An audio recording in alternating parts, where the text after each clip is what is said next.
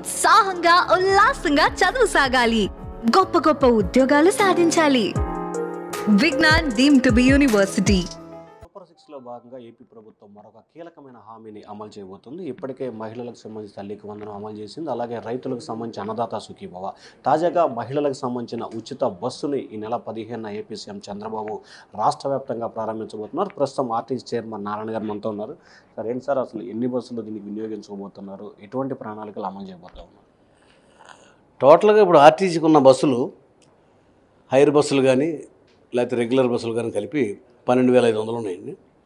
ఇందులో 80% బస్సుల్ని స్త్రీలకి ఉచిత ప్రయాణం కోసం వినియోగిస్తున్నాను. అంటే సుమారుగా 8,500 బస్సులు సుమారుగా ఈ స్త్రీ శక్తి పథకానికి స్త్రీలకి ఉచిత ప్రయాణం చేయడానికి వాళ్ళకి వినియోగించబోతాను. మ్యాక్సిమం అంటే ఆర్టీసీలో 80% అంటే దానికి స్త్రీలకు ఈ కార్యక్రమాన్ని చంద్రబాబు ప్రభుత్వం కానీ పూర్తిగా స్త్రీలకు ఉపయోగపడాలి, నిజంగా వాళ్ళ యొక్క సాధికారత, వాళ్ళ అభివృద్ధి చెందాలి అనే దాని గురించి ఫస్ట్ యాక్చువల్గా అనుకున్నది జిల్లా వ్యాప్తంగానే అనుకున్నారు.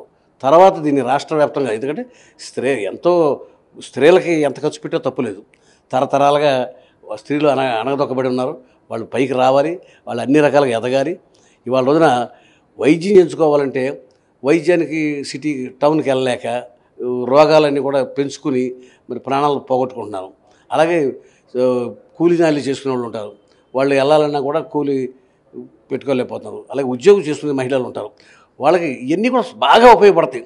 స్త్రీలకి ఉద్యోగానికి కానీ, ఉపాధికి కానీ, చదువుకోవడానికి కానీ, వైద్యానికి కానీ ముఖ్యంగా వాళ్ళకి బాగా ఉపయోగపడుతుంది. ఇంట్లో జిల్లాకే పరిమితం అన్నారు. ఆ తర్వాత వైసీపీ ట్రోల్ చేసింది. తిరుపతి, సింహాచలం ఇటువంటి ప్రాంతాలకు వెళ్ళాలంటే ఉచిత బస్సు లేదని చెప్పారు. అంటే ఎందుకు అలా ట్రోల్ చేయాల్సి వచ్చింది? దానివల్ల మీరు ఏమన్నా మార్చుకున్నారు? ఏంటి సార్ అది? అలాంటిది ఏం లేదండి. ఇప్పుడు ప్రతిపక్షాల పని మమ్మల్ని విమర్శించడమే. మేము ఎంత చేసినా కూడా మా మీద బురద జల్లే ప్రయత్నం చేస్తుంటారు.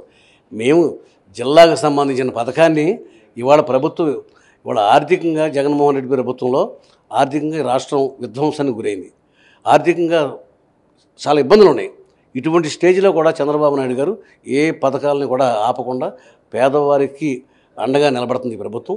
అలాగే ఈ స్త్రీ శక్తి అనే పథకం ద్వారా డబ్బు ఎంత ఖర్చు అయినా కూడా పూర్తిగా ఉపయోగపడాలనే ఉద్దేశంతో ఇవాళ రోజున మొత్తం మ్యాక్సిమం ఇది మొక్కుబడిగా కాదు, స్త్రీలకి నిజంగా ఉపయోగపడాలనే ఉద్దేశంతో చంద్రబాబు నాయుడు గారు ఎంత ఆర్థిక ఇబ్బందులు ఉన్నా కూడా దీనికి ఈ ఉచిత బస్సు ప్రయాణం ఏర్పాటు చేయడం జరిగింది. సార్, ప్రధానంగా ఉచిత బస్సు అనగానే చాలామంది మగవాళ్ళు చేసే పనులు కూడా ఆడవాళ్ళు చేయడానికి బయటకు వస్తారు.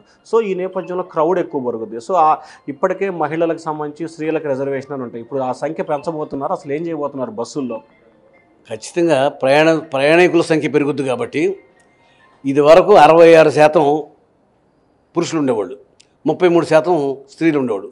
ఇప్పుడు అదే సంఖ్య 66-70% స్త్రీలు అవుతారు, 30% మాత్రమే మగవాళ్ళు అవుతారు.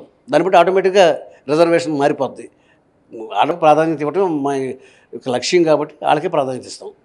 ఇకపోతే ఇందాక మీరు ఘాట్ రోడ్స్లోకి వెళ్ళినప్పుడు, అంటే కొండ ప్రాంతాలకు వెళ్ళినప్పుడు ఎక్కువ మందిని ఎక్కించకూడదు, ఎందుకంటే యాక్సిడెంట్స్కి అవకాశం ఉంటుంది. అక్కడ ఘాట్ రోడ్లో బండి లాగలేదు, బండి ఆగదు. అటువంటి పరిస్థితుల్లో పైకెక్కి దాన్ని కంట్రోల్ చేయడం కోసం ఘాట్ రోడ్స్లో కొన్ని నిబంధనలు విభజించబోతున్నారు. అవి దానివల్ల వేరే కారణం కాదు, సేఫ్టీ కోసం, డబ్బుల కోసం కాదు, ఇక్కడ డబ్బుల ప్రస్తావన కాదు. Safety is the first, life is the first.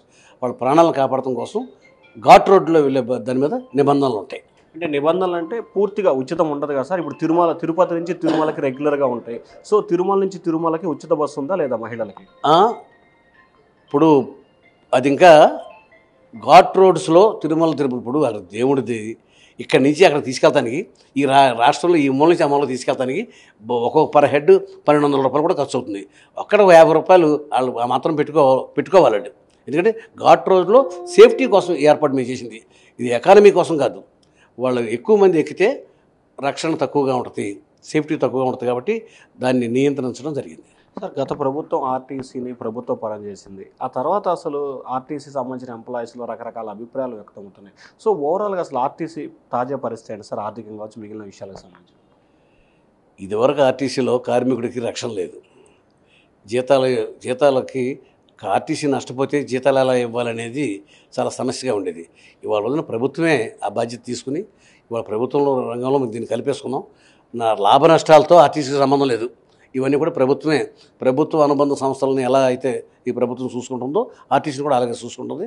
RTC అనేది లాభాల కోసం కాదు, ప్రయాణికుల సౌలభ్యం కోసం. ఇవాళ మన ఆంధ్రప్రదేశ్లో ఉన్నటువంటి ప్రయాణికులు కూడా ఒక సేఫ్టీ డ్రైవ్, ఒక రక్షణతో కూడినటువంటి ప్రయాణం ఏర్పాటు చేయాలనేది ఈ యొక్క ప్రభుత్వం యొక్క ముఖ్య ఉద్దేశం. సార్, కొత్తగా బస్సులు తీసుకోవటం, అలాగే ప్రస్తుతం ఉన్న సర్వీసులకి అదనంగా సర్వీసులు పెంచే ఆలోచన ఏంటి సార్? ఇప్పుడు ఇవాళ బస్సులు కొని పెట్టడం కన్నా హైర్ బస్సుల్ని ఆహ్వానిస్తే ఈ సమస్య పరిష్కారం అవుతుంది. బస్సు కొని దాని మీద స్టాఫ్ని రిక్రూట్ చేసుకుని బస్సు మెయింటెనెన్స్ అంతా మేము చూసుకోవాలంటే మాకు ఇది పెద్ద శ్రమతో కూడుకున్నది. అలా కాకుండా హైర్ బస్సులను కనుక ఇన్వైట్ చేస్తే ఆ సమస్య చాలా వరకు పరిష్కారం అవుతుంది. చంద్రబాబు నాయుడు గారు ఇవాళ 1350 బస్సులు ఆర్డర్ ఇచ్చాం, తయారవుతున్నాయి. అవి వెంటనే త్వరలో రాబోతా ఉన్నాయి. అవి వస్తే ఈ సమస్య చాలా వరకు పరిష్కారం ఉంది. కొన్ని ఎలక్ట్రికల్ బస్సులు ప్రపోజల్ ఉంది, దాని మీద ఏంటి సార్? ఎలక్ట్రికల్ బస్సులు 750 బస్సులు ఫస్ట్లో ఇచ్చారండి. అవి ప్రాంతాల వారీగా కేటాయించడం జరిగింది. విజయవాడకు 100 బస్సులు, నెల్లూరుకు 100 బస్సులు, రాజమండ్రి, వైజాగ్కు 100 బస్సులు, ఇలా అన్ని చోట్లకి 750 బస్సులు ఇవ్వడం జరిగింది. 700 బస్సుల తర్వాత ఇంకో 600 బస్సులు కూడా ఆర్డర్ ఇవ్వడం జరిగింది. ఇది బాడీ బిల్డింగ్ జరుగుతూ ఉంది. అది బాడీ బిల్డింగ్ జరిగే లోపు ఇక్కడ ఎలక్ట్రికల్ సబ్ స్టేషన్స్ పెట్టాలి. ఇవాళ సబ్ స్టేషన్స్ పెట్టాలి, ఛార్జింగ్ స్టేషన్స్ పెట్టాలి. అవి ఎలక్ట్రికల్ ముందు రాష్ట్రంలో కొనే ప్రతి బస్సు కూడాను ఎలక్ట్రికల్ బస్సులే కొంటాం. టీసీకి సంబంధించి ప్రధానంగా ఇప్పుడు ఉచిత బస్సు నేపథ్యంలో మహిళల్లో ఒక అనుమానం ఉంది.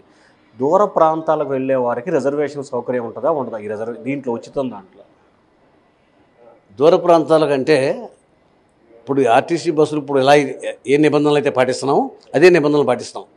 వాళ్ళు బుక్ చేసుకోవచ్చు, తప్పనిసరిగా బుక్ చేసుకోవచ్చు. ఇవాళ రోజున విత్ ఇన్ ద స్టేట్ ఈ 5 బస్సుల్లో వాళ్ళు ఎప్పుడైనా ఎలాగైనా ప్రయాణం చేయొచ్చు. ఇప్పుడు ఏ సదుపాయాలు అయితే ఉన్నాయో అదే సదుపాయాలు కంటిన్యూ అవుతాయి.